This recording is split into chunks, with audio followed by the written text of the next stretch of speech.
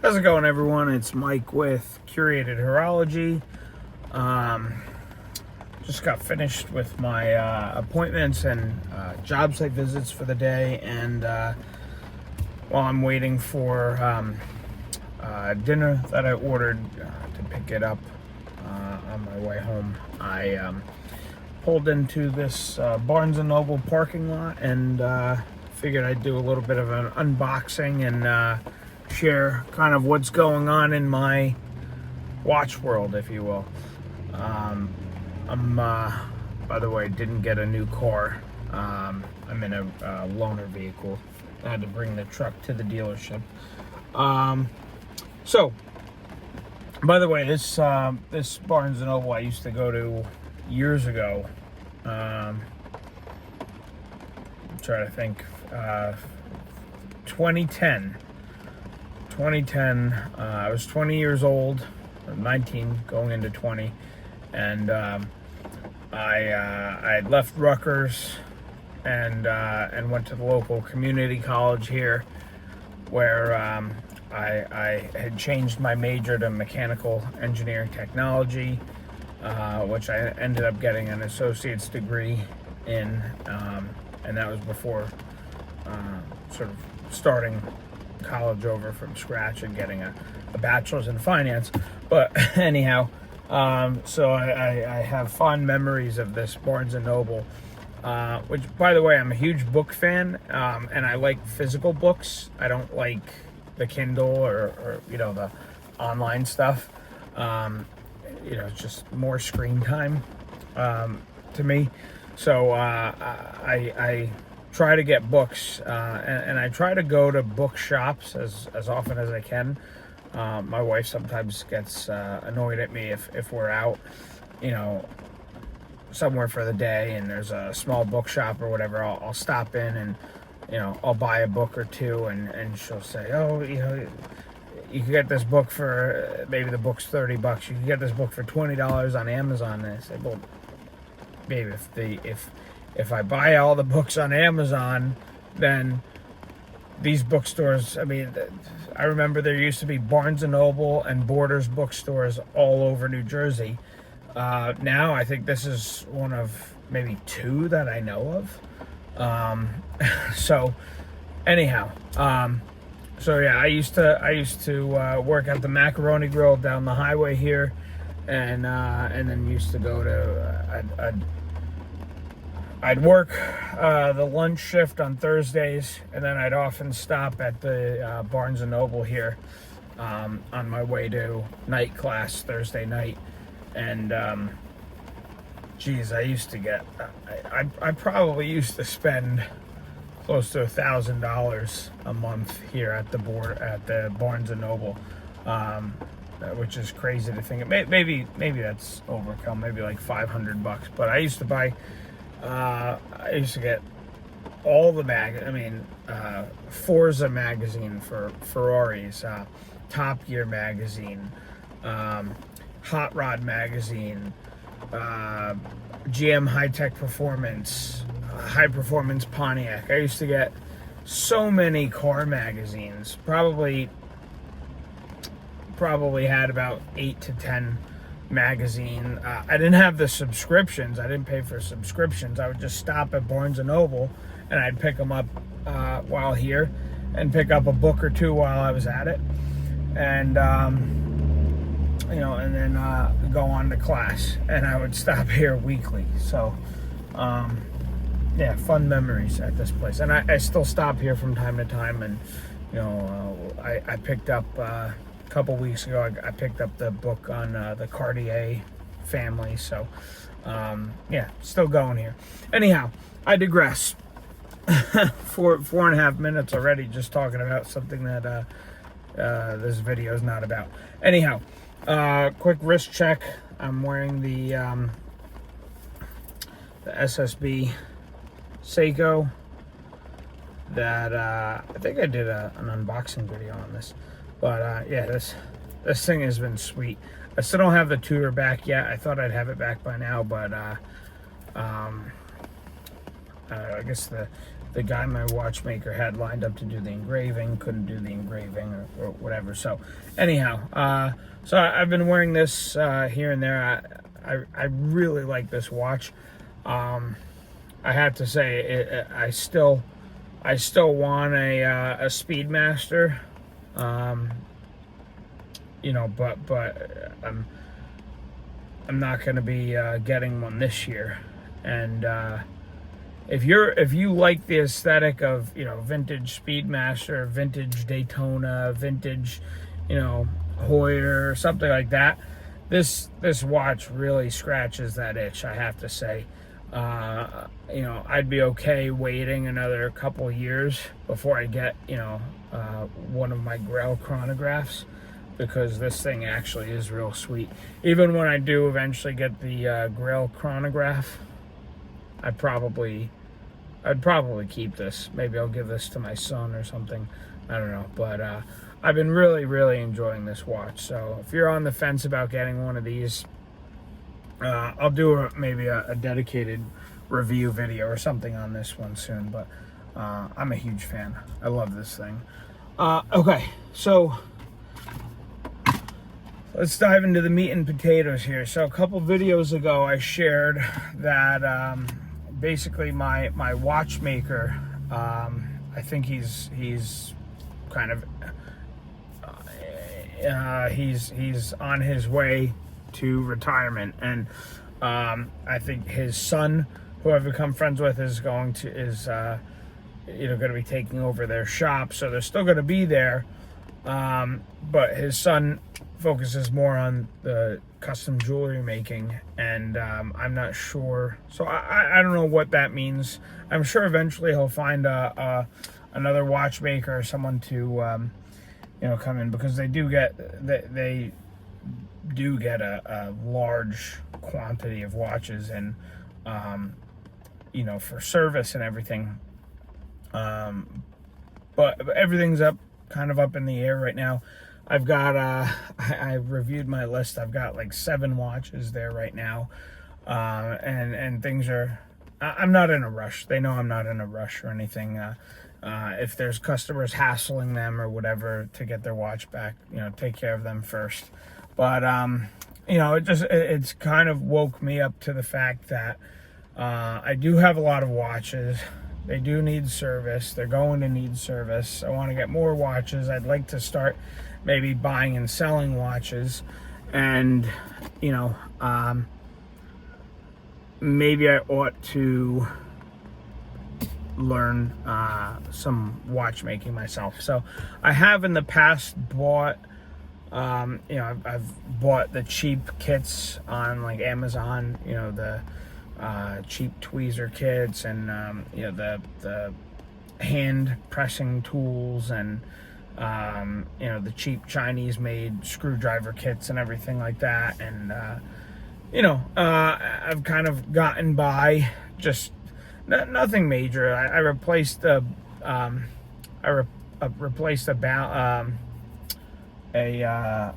balance wheel on one of my watches to get that running. I've done take the case back off, minor adjustment type stuff. Nothing crazy. Taking hands off a watch, taking dials off of a watch, that type of thing. But I would like to get into full-blown watchmaking. I mentioned in a couple videos ago, I've been watching channels like Wristwatch Revival now for a couple years, and the hobby seems fascinating to me. So I'm taking the plunge.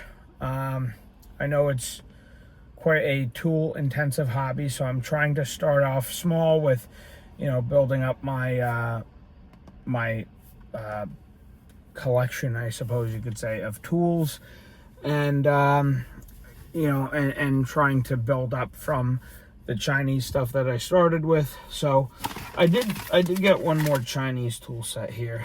This is Jurist link removal tool. So I have a Bergeon, I think that's how you pronounce it, Virgin spring bar tool. And for my watches that have the pins in the bracelet, I use the Virgin, I use the spring bar tool to push them through, and it's gotten all bent in that. So I'll need to get a new spring bar tool. So I figured for now at least this has the here we go. This has the oh, what do you know? This has spring bars. This has a couple different, I guess, thickness of pins, but it's got the tool that allows you to kind of push the pin through the properly push the pin through the you know, through the bracelet link. So, you know, until I save up to get one, you know, a Horology or Virgin or something, you know, piece, I figured this one will do for now, because I really don't have that many. I don't wear that many watches on bracelets, actually. So I got that. It's not in this video. It's at home. I did get a time grapher, so I'm excited about that. I'll be able to now time all of my watches. I got a rather large, because I plan on using it for a couple other different hobbies as well. I got a sonic cleaner. And then I got, okay, so, get the knife out here. So because I got a larger sized sonic cleaner, I also got these baskets. You know, different sized baskets to put the parts in, and you know, to be able to clean bracelets and that. I don't know who else does this, but I'm maybe a little bit of a germaphobe or whatever, if you want to call me. But since I predominantly buy vintage watches or used watches, you know, I don't know who wore the watch before I got it, what they were doing when they wore it or anything like that. So I kind of, one of the things that I do, and this is one of the things I use my watchmaker for, whenever I get a new used watch, I'll bring it over to him and just see if he can, you know, if it's on a bracelet, or if it's not on a bracelet, then I'll have him do just the case. I'll have him, you know, take the case back off, pull the movement out, and, you know, run the case and or bracelet through, you know, his watch cleaning machine, just so that I know everything's clean and everything before I start wearing it. So, you know, now with the sonic cleaner and I got the baskets, maybe I could start doing that myself. They haven't arrived yet, but I did get a full set of the Virgin screwdrivers. So like I said, I'm looking to not only build my collection of watchmaking tools, but also start elevating the quality. I'm a big when I buy tools to like work on my cars, for example, I generally try and get, you know, higher quality tools, because I know they're going to last me. So I'm going about this watchmaking hobby with the same mindset for tools. So let's see what else I have. So I'm going to try this stuff out. Jewelry cleaner. This is the stuff I got for the sonic cleaner. Then I got, here's all different size loops. So what do I have? 3X, 10X, 5X, 15X. You know, with the you've probably seen the watchmakers with the wire going around their head and the loop holder. So got one of those. Let's see. Oh, this is good. So again, because I tend to buy vintage watches, this is important. I got a Geiger counter. So, because I know, like I said, I watch wristwatch revivals videos, Marshall's videos all the time, and I know he, goes about working on watches that have radium in a very, very safe manner. I am not there yet, so what I will probably do is, for the time being, not work on any watches that have radium. Simple as that. So now I have a Geiger counter so I can see what has radium and what doesn't. Then I got this Burgeon movement holder. Okay. And then last but not least, I have a regular Burgeon spring bar tool, but then I also got this one, which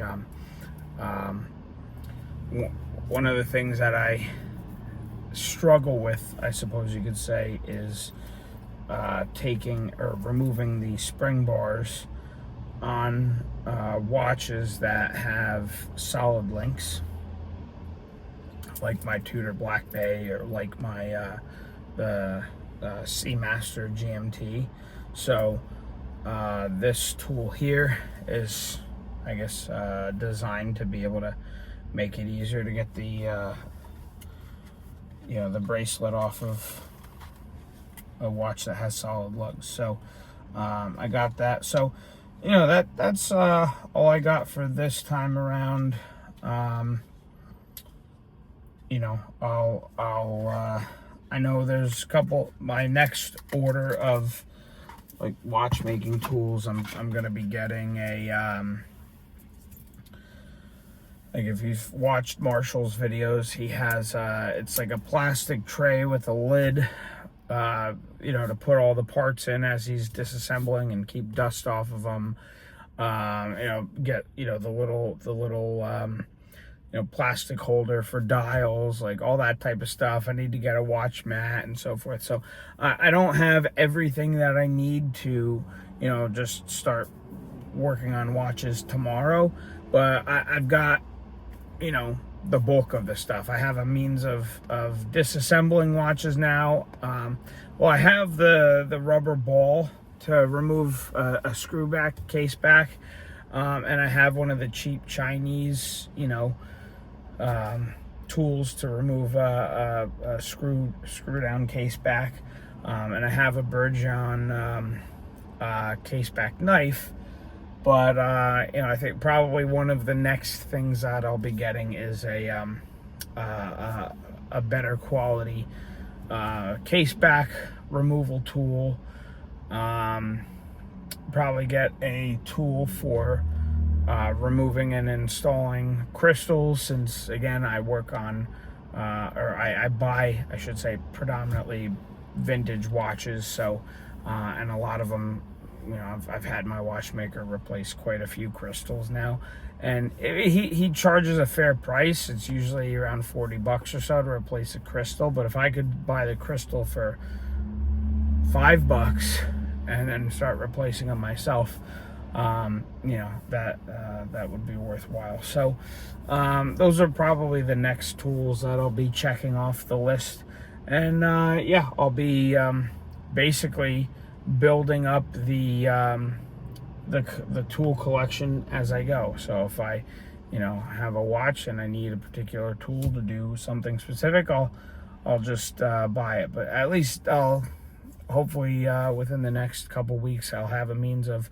opening most case backs with the Burgeon screwdriver set. I'll be able to disassemble the movements. I have the magnification that I need. I have a means of cleaning the movements now with the sonic cleaner. What else? I have a time grapher to measure performance. of the watch and everything. Oh, tweezer set. So yeah, the next few tools are probably going to be a case back removal tool, a good tweezer set, and then you know, a means of replacing crystals. Okay, so that's 20 minutes in, so I'm gonna try and move a little faster now. But now comes the unboxing part, since all the tools I had already opened. So now I got a couple other things to kind of aid me on my journey towards watchmaking. So part of the reason why I love watch collecting is the history, and I love learning the history of different watches, different watch brands. And lately, because I thought I heard something. Lately, because I'm such a fan of the Hamilton watch that I recently purchased, I have decided, or I've gone down a little bit of a rabbit hole, learning about American watchmaking. You know, different brands, what happened to them, and so forth. And I love how, to my knowledge, I could be wrong on this, but to my knowledge, before there was META certification, COSC certification, and so forth, it seemed like one of the real standards in watch, you know, time-telling performance was when the American railroads, you know, put standards on. I think it was a railroad-approved watch had to have a certain number of joules. I think it was 17 joules or more. You know, it had to be, the dial had to be, or you had to be able to tell the time in low light situations. This was before loom. I don't think they, you know, end of the 1800s, early 1900s, I don't think they were putting loom on these. But the watch had to run within 30 seconds a week, I think, is one of the criteria they had to meet.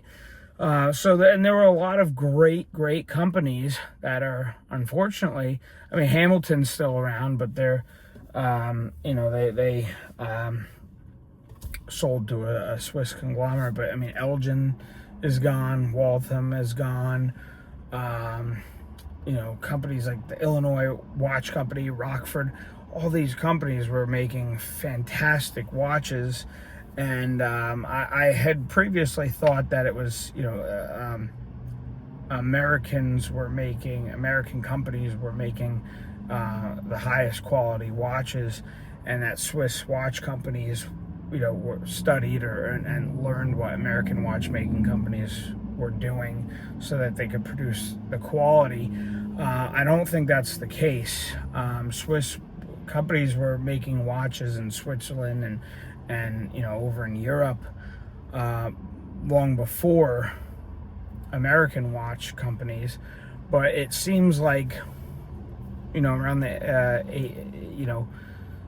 19th century or so, the most pocket watches were you know, one-off. They were made, you know, if these watchmakers, they would make a part, they'd make a movement, they'd put the watch together, and there wasn't standardization. You could buy two different watches from the same watchmaker, and the parts were not interchangeable or anything like that. So that was, I believe, what Switzerland really gained by studying American watchmaking, was a process for, just like Henry Ford created an assembly line process for mass producing cars. American watchmakers had an assembly line process, more or less, for mass producing, not just mass producing watches,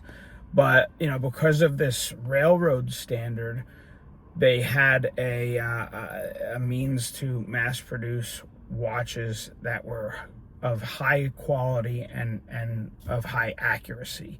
And that was the key. prior to, you know, some of these American companies like Bulova and Hamilton and so forth.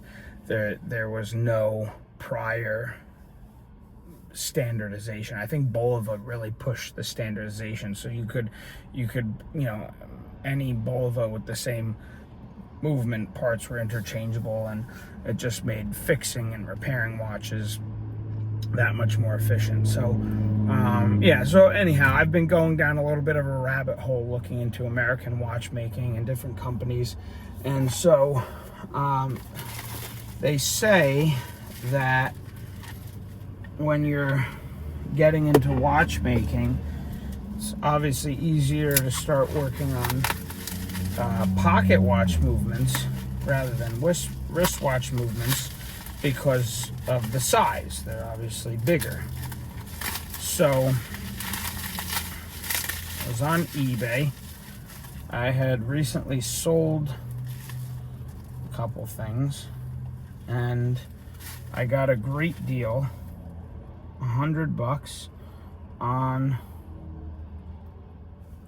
some rather fantastic watches. So I'm going to open these up,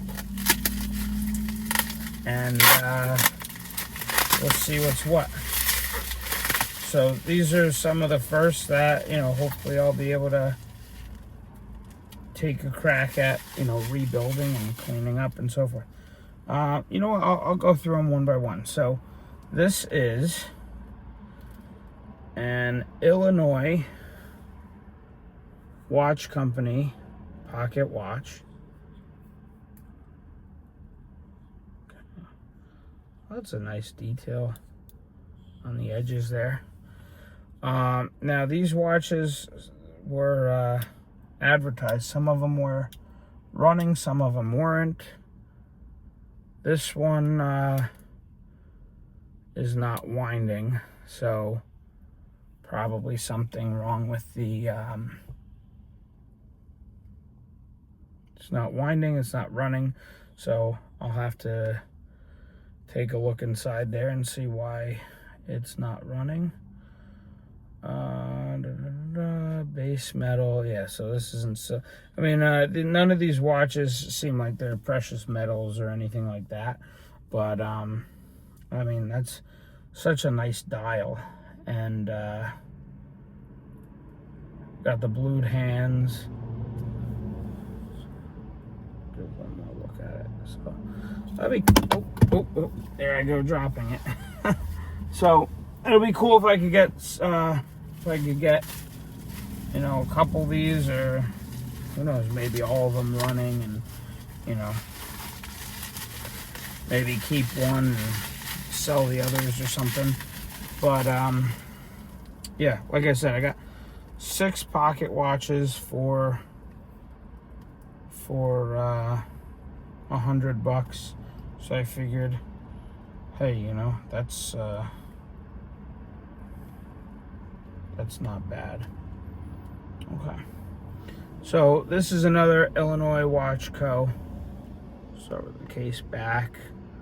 A little bit of engraving work in there. And, you know, similar Arabic numerals in that. This is a larger diameter case. So, all right, it is winding.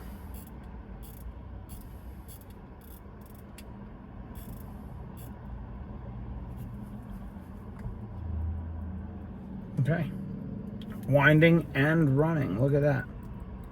See the second hand moving there, so that's pretty cool.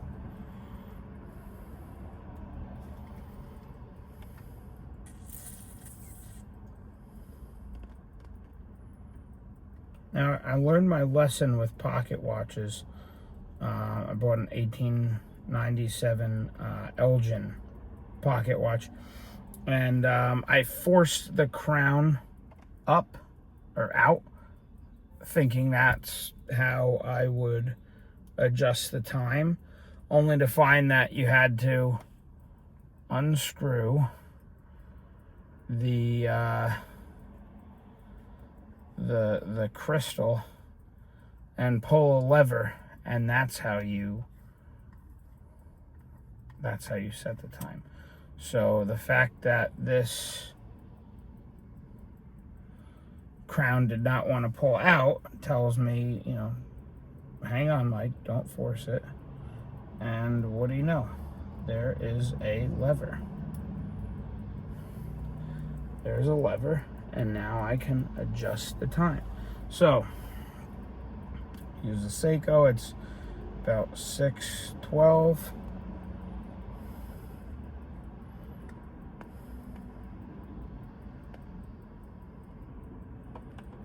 And then you see that little lever there? Push the lever back down. Okay. And then I will screw this back on.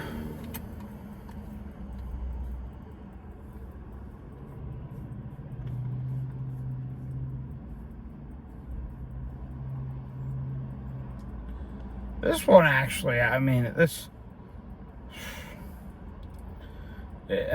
Illinois made some unbelievable watches, pocket watches and that back in the day. Incredibly accurate and so forth. So, if I was able to pull this one apart, oil it up and reassemble it. Let's see. It is Illinois Watch Company, Springfield, Illinois. It does not tell me how many jewels. Definitely seems to be running slow, I think. But then again, it's a pocket watch. I don't think they have the same frequency as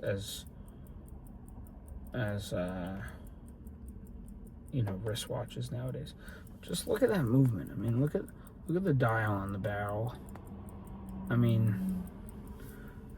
For what was this? Basically like $16 a watch. Can't beat that. Again, base metal. No, these aren't like silver cases or anything. I'm not going to make a fortune, in selling the cases or whatever. But beautiful movements. I don't know how many jewels this is, but I think a lot of the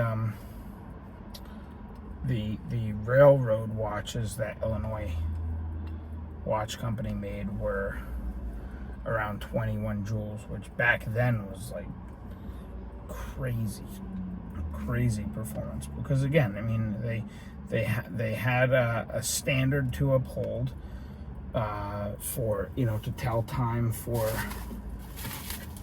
working on the railroad or operating a train. They had to run on this. It's fascinating. This is part of why I love watches.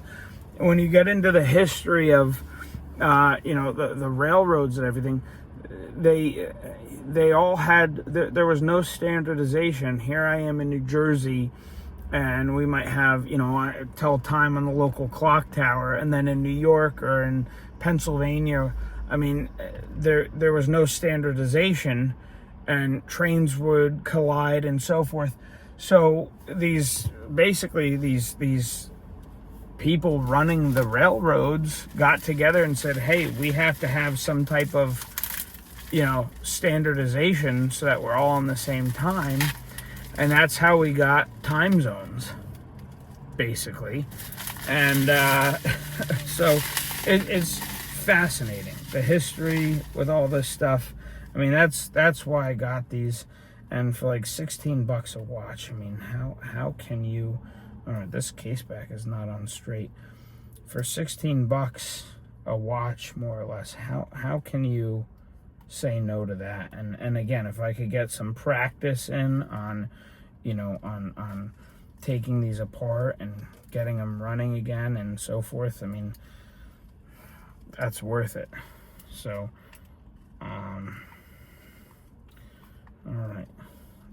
case back is not on straight. I hope that no threads were stripped. But yeah, Illinois watch company made a fantastic watch. Like I said, most of their railroad watches, I believe, were about 21 joules, which at the time was amazing. I mean, because they realized that, you know, the joules, any way they could reduce friction and so forth, that's how these watches would keep better time and would be more accurate. So this one here, this is also Springfield. So 3 so far have been are Springfield watches. This one is, let's see, Springfield watch code. This one's 19 joules.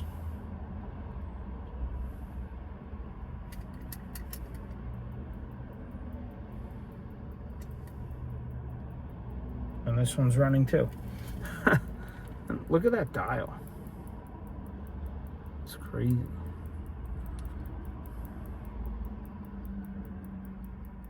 So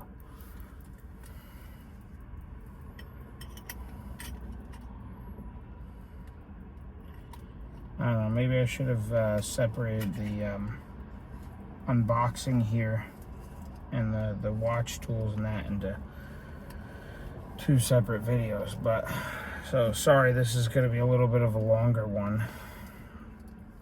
Oh, now look at that. So this one, you do just pull the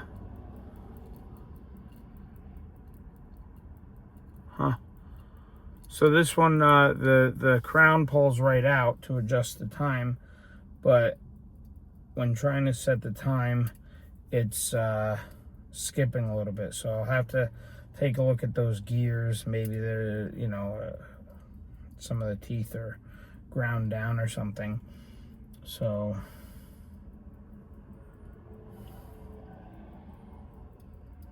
fascinating. That's wild. I believe that would be the keyless works, maybe, that I'd have to address there. So here, I showed the dial. Let me show the back. So, and I just noticed this crown isn't really sitting fully flush with the case. So, you know, again, is there? It's a runner. It's running. I'll take it apart and that'll be that.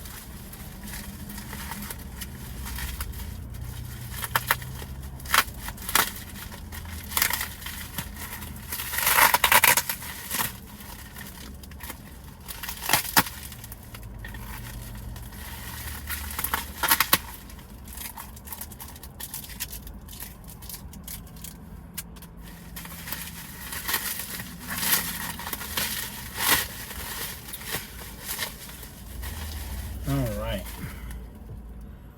so this one's interesting, and I love the case here. Definitely some type of plating, because you could see it's, you know, the plating is worn away in areas here. So this is a Certina. I've never owned a Certina before. And this one's Swiss. So I believe this is the only one of the bunch that is Swiss and not American. It's a runner. I'm not going to open this one. Okay. So the crown doesn't want to come out, so it's probably a lever. Probably need a pull a lever out to set the time. I'm not going to here in the car because I don't know if you could tell on camera, but it looks like this is probably a newer, when I say newer, I don't know, maybe 30s, 40s pocket watch. I would not say this is from the late 1800s or 1900s, because I don't think watches that old had lume, and these hands have lume, and they're probably radium. All right, I don't want to mess with this while I'm in a car, so I'll take this out. I'll take this apart at another time.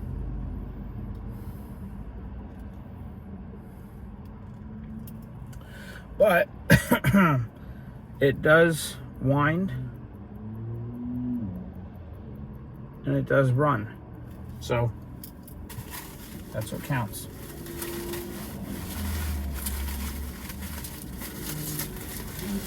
So 2 more. Like I said, there's 6 in this lot.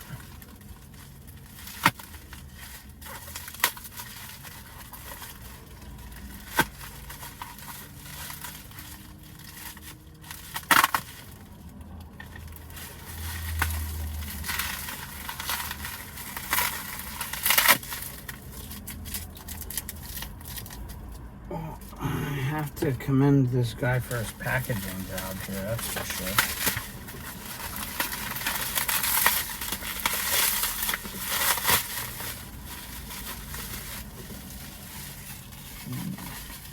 This one looks to be gold plated, and it's a Walden. I've never heard of Walden before. And it's missing a crown, so I don't know if it's, let's see, it's missing a crown and missing the small seconds hand. So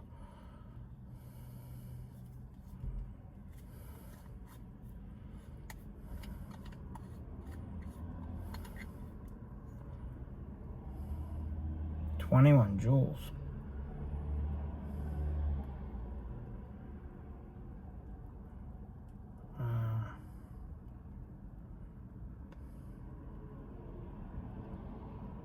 But it doesn't say anything else really.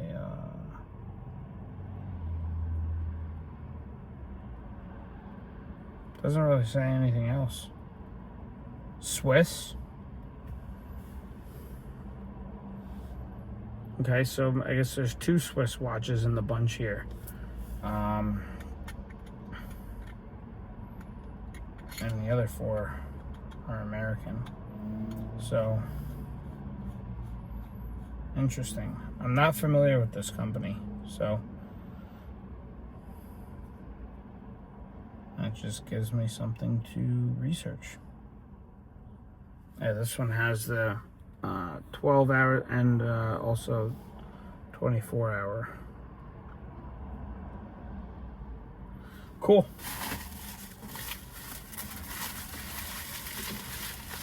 So there's that, and then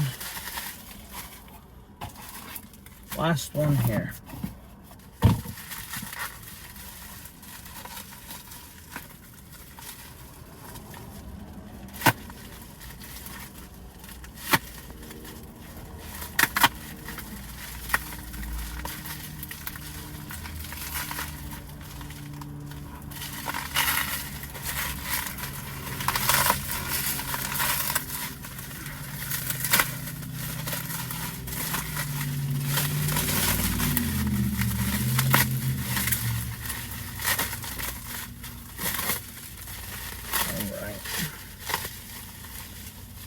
Okay, so this one has a train on the case back,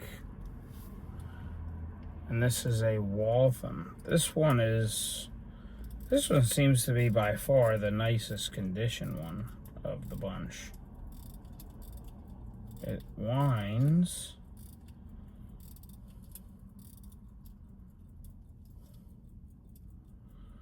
And it's a runner. crazy. So what is that? I think 3 of the 6 are runners. 3 of them are Illinois, 1 Waltham, 1 Walden, and 1 Certina. So this one also looks to be a, So this one does not need a lever to set the time. How about that? So I would like, I would actually like to wear a pocket watch from time to time. And I have a, like I said, 1897 Elgin, which I love that one.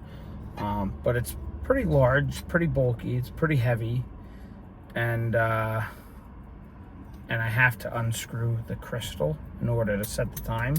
So for a watch that I wouldn't need to you know, open it up and risk exposing the watch to dust or anything, this one might be a good option. It's 17 joules, not so. I could be wrong about this, but I believe that like Illinois Watch Company or Rockford were some of the higher end of the American, you know, pocket watch manufacturers for railroad. I don't know if like Elgin and Waltham and that were, you know, produced as high quality. But I mean, 17 joules, I'm okay with that. Safety pinion, 17 joule, American Waltham Watch Company. And I believe Waltham was in Massachusetts, up near Boston. So we got another runner. Super cool. Super cool. So yeah, that's the haul. That's the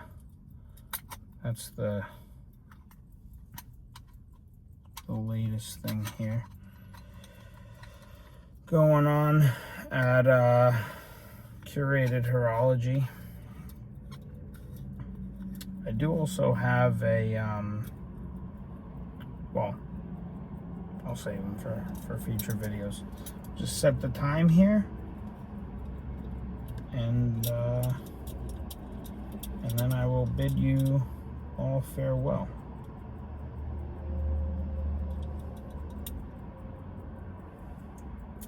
That's cool.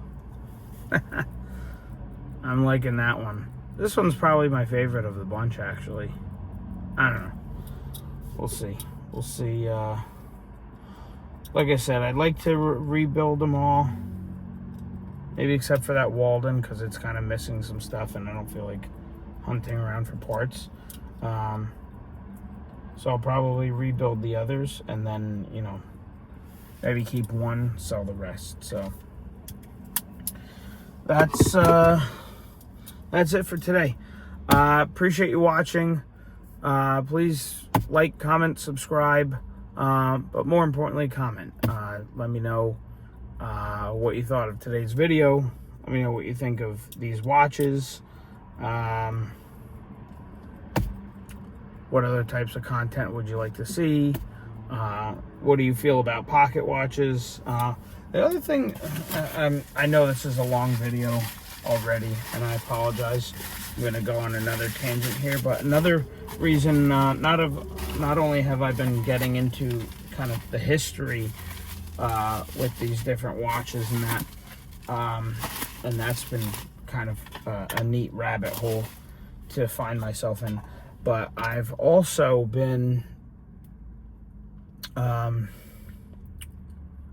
believe just, you know, what's fascinating to me about pocket watches is I think about collecting, and like, you know, anyone who's watched my videos, you know, I came from the car world, and I'm a car enthusiast, and, you know, I don't think car collecting was really a thing back in the 1940s, 50s, 60s. Nobody buying a 1969 GTO Judge with a Ram Air 4. Nobody buying a 1964 Mustang GT350, or buying a 1972 Ferrari Daytona. I mean, nobody thought these cars would be worth something someday. And would be, collector cars the way they've become. And so you think about, I probably started hearing about the first, collectors starting out, maybe in the 80s. People who started just amassing different collections of neat, older vintage cars and that.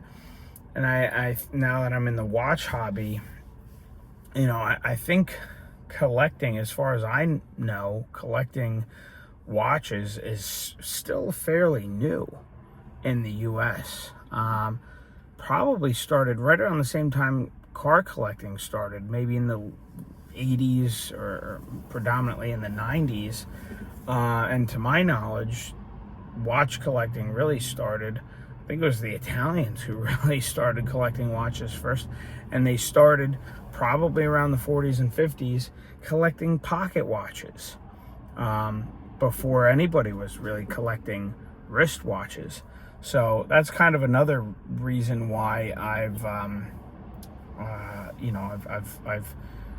been fascinated with pocket watches recently. So the history behind them, the collector, the story of collecting behind them, and then the fact that they're probably going to be the easiest to start servicing and to start watchmaking with. But I had a conversation a couple months ago with my watchmaker about this. I had purchased a clock, and I'll get that. It's a Hamilton clock. I'll get that on the channel. But I brought it by him, and it was super cheap, and so it's a really neat clock for what it is and for what I paid for it. And he was saying, yeah, I mean, there's guys who, they have a, he sees guys that maybe there was back in the 80s, 90s, early 2000s, someone purchased a beautiful grandfather clock or something for $10,000, $15,000, and now it's $2,000 or something. I mean, nobody cares about clocks. Nobody cares about grandfather clocks. They're not collectible. But my watchmaker was saying, he sees cycles. Like right now, everyone seems to be into kind of Rolexes and the height pieces, Patek Philippe, and the Nautilus, and all these different watches. But history kind of repeats itself, and maybe, who knows, maybe 5 years, 10 years, 20 years from now, maybe these clocks, these grandfather clocks and everything will become collectible again. Maybe pocket watches will become collectible again. And so, here you're getting 6 pocket watches for $100, and maybe these will be worth something 10 years from now. I have no idea. I probably won't own any of them at that point, except for maybe the one that I keep. So it's not really going to matter. But, yeah, just interesting how kind of the watch collecting hobby kind of started out with collecting pocket watches. Anyhow, that's it for today. Geez, almost an hour-long video. Well, I hope it was interesting for you, and maybe I'll cause some of you to go down American watchmaking rabbit hole like I did. So, thanks for watching.